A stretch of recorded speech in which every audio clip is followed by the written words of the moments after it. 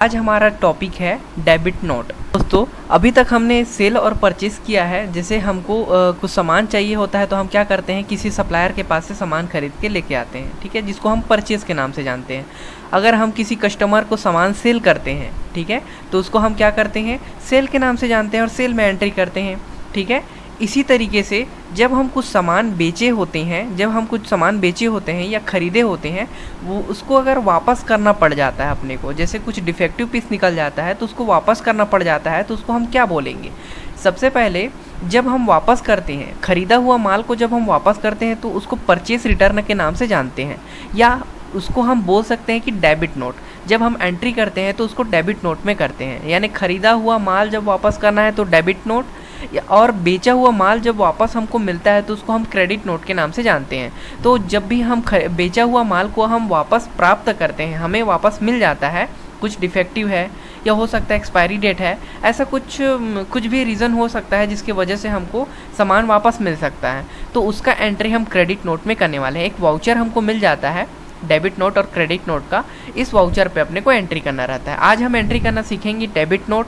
Debit note में हम वापस कैसे करेंगे, ठीक है। हम खरीद तो लिए हैं सामने वाले से सामान, पर कुछ ख़राब हो गया तो उसको वापस कैसे करेंगे, ये हम टैली प्राइम में सीखने वाले हैं दोस्तों। चलो सबसे पहले तो हम परचेस करने वाले हैं। परचेस करेंगे तभी तो हम उस सामान को वापस कर पाएंगे, है कि नहीं। तो सबसे पहले हम परचेस करते हैं किसी सप्लायर से, तो यहाँ सप्लायर का नाम बनाते हैं, जैसे RK सप्लायर बना लेते हैं यहाँ सप्लायर, जिसका ग्रुप बनता है सेंट्री क्रेडिटर। इसको एक्सेप्ट करते हैं। एक्सेप्ट करने के बाद हम आ जाते हैं परचेस गुड्स या परचेस रिटर्न, ठीक है दोस्तों। ये दोनों का ग्रुप परचेस ही होगा दोस्तों, मैं आपको बता देता हूँ। जब आप खरीदते हो सामान तो परचेस गुड्स का यूज़ कर सकते हो, या आप जब उसको वापस करना चाहते हो तो परचेस रिटर्न का यूज़ कर सकते हो। तो अभी हम परचेस गुड्स कर रहे हैं क्योंकि हमको पता नहीं है, हम सामान खरीद तो रहे हैं, वापस करना पड़ जाएगा, ये पहले से थोड़ी ना पता होता है, तो हम परचेस गुड्स करते हैं। तो इसके बाद हम क्रिएट कर लेते हैं कोई सामान, जैसे कि हम बना लेते हैं Vivo Y21 एंटर। इसको हम मोबाइल के ग्रुप में देते हैं ये पीस। उसके बाद हम इसको सेव करते हैं। सेव करने के बाद क्वांटिटी दे देते हैं 100 पीस।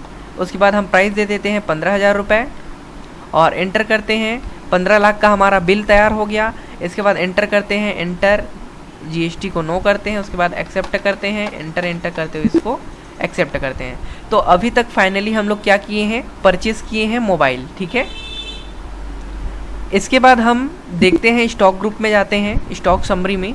यहाँ हम मोबाइल वाले ग्रुप में जाते हैं, एंटर करते हैं और यहाँ हमको देखने को मिल जाता है Vivo Y21, जो कि हमारे पास 100 पीस रखा हुआ है, ठीक है। कौन से रेट पे है, कितना वैल्यू है उसका, ये सब यहाँ अपने को स्टॉक समरी में देखने को मिल जाता है। अब हम थोड़ा बाहर आते हैं।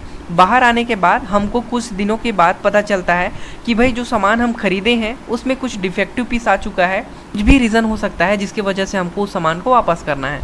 तो हम चले जाते हैं यहाँ F10 में। दोस्तों मैं आपको बताना चाहता हूँ कि जब हमारे पास ये जो पहले से वाउचर दिया हुआ है, ये फ्रंट पेज में ही अपने को दिख रहा है।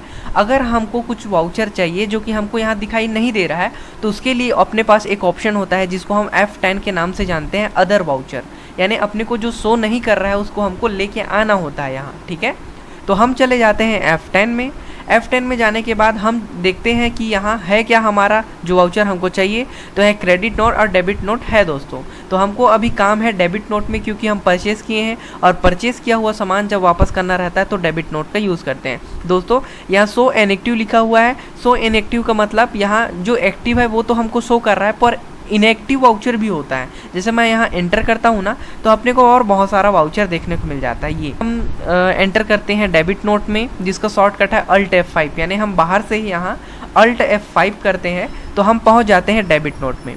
अब डेबिट नोट हम वापस करने के लिए पहुँचे हैं, तो किसको वापस करना है उसका नाम अपने को लिखना होता है। तो हम खरीदे किससे थे, RK से, तो RK का नाम लेते हैं यहाँ। उसके बाद यहाँ हम परचेस रिटर्न लेंगे, जो कि हम खरीदे हैं उसको हम वापस करना चाहते हैं। तो परचेस वाउचर को परचेस रिटर्न में लेते हैं, एंटर करते हैं और कौन सा सामान हम इसको वापस करने वाले हैं, Vivo Y21, जो कि हमारे पास कितना है, 100 पीस है। हम एंटर करते हैं, उसमें से 10 पीस ख़राब है दोस्तों, मान के चलते हैं। ये रेट को अपने से लेगा, क्योंकि जो रेट में हम खरीदे हैं वही रेट में ये वापस होगा। तो यहाँ देखो 15,000 रुपये का दर यहाँ आ चुका है। उसके बाद हम एंटर करते हैं, इसको नो करते हैं और इसको एक्सेप्ट करते हैं। ये एक्सेप्ट हो गया, मतलब आपका जो सामान है वो वापस होने का एंट्री हो चुका है। अब आप अपना जो भी सामान है उसको आप दे सकते हो जिसके पास से आप सामान को खरीदे हो। हम चले आते हैं स्टॉक समरी में। स्टॉक समरी में हम देखते हैं कि हमारे पास मोबाइल कितना है, और वो भी Vivo Y21 का। तो जो 100 पीस था हमारे पास वो 90 पीस हो चुका है, जो कि हमारा जो है 10 पीस वापस हो चुका है दोस्तों। ठीक है, तो आज हम क्या सीखे हैं, ये डेबिट नोट करना, यानी जो भी सामान हम खरीदे हैं उसको हम वापस कैसे करते हैं किसी भी रीजन की वजह से। तो इस तरीके से आप इसका डेबिट नोट का यूज़ करेंगे दोस्तों। और हम एडवांस में भी डेबिट नोट का यूज़ कैसे करते हैं ये हम आने वाले क्लास में हम पढ़ेंगे। अभी सिंपल हमारा जो वापस करने का प्रोसेस रहता है वो हमारा डेबिट नोट में रहता है। आने वाले क्लास में हम लोग क्रेडिट नोट का बात करेंगे। ठीक है, तो आज का क्लास हमारा यहीं कंप्लीट होता है।